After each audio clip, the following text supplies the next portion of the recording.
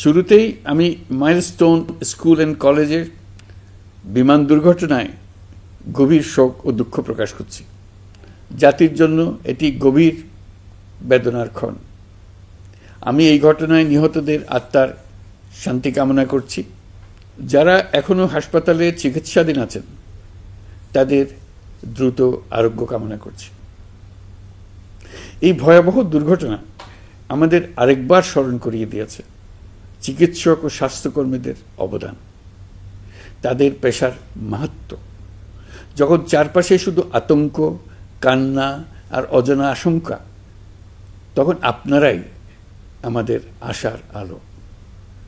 এই কঠিন সময়ে যারা ক্লান্তি ভুলে আহতদের সেবা দিয়ে যাচ্ছেন, আমি জাতির পক্ষ থেকে আপনাদের কৃতজ্ঞতা জানাচ্ছি।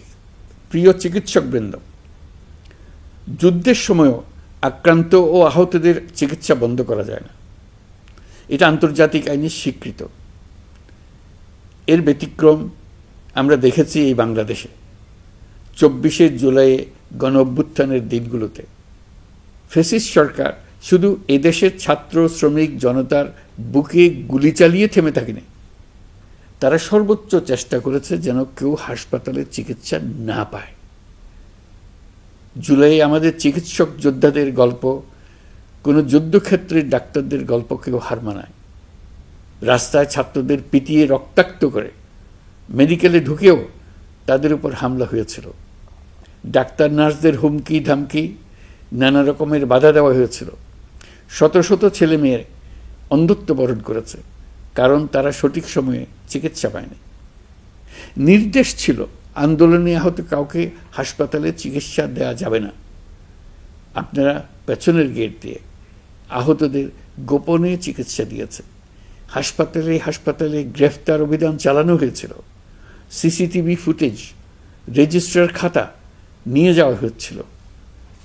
ডাক্তার নার্সরা সে সময় নিজেদের জীবন বিপন্ন করে জুলাই যোদ্ধাদের চিকিৎসায় নিজেদের সর্বোচ্চ দিয়েছিলেন।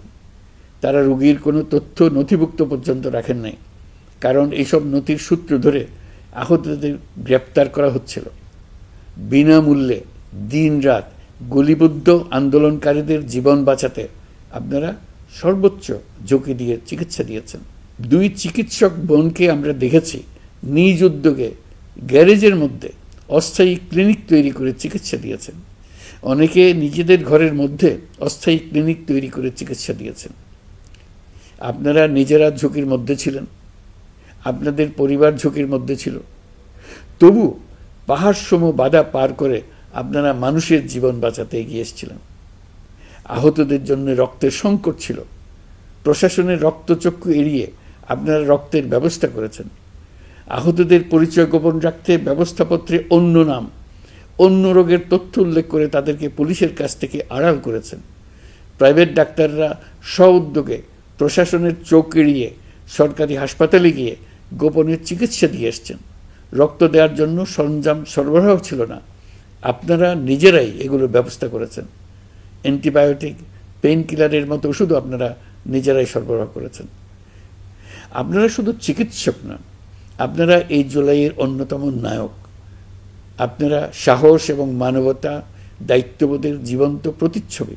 এই দুঃসময়ে আপনারা যে সেবা দিয়েছেন তা আমরা কোনোদিন ভুলব না। আমি আশা করব আজকের আয়োজন থেকে নির্ভীক ও সাহসী ডাক্তার ও স্বাস্থ্যকর্মীদের গল্পগুলো উঠে আসবে, এদেশের সকল মানুষকে অনুপ্রেরণা যোগাবে। আমি আজ জাতির পক্ষ থেকে জুলাইয়ে কর্তব্য পালনকারী সকল স্বাস্থ্যকর্মী ও চিকিৎসকদের প্রতি কৃতজ্ঞতা ও শ্রদ্ধা জানাচ্ছি। আপনাদের সবাইকে ধন্যবাদ। আল্লাহ হাফিজ।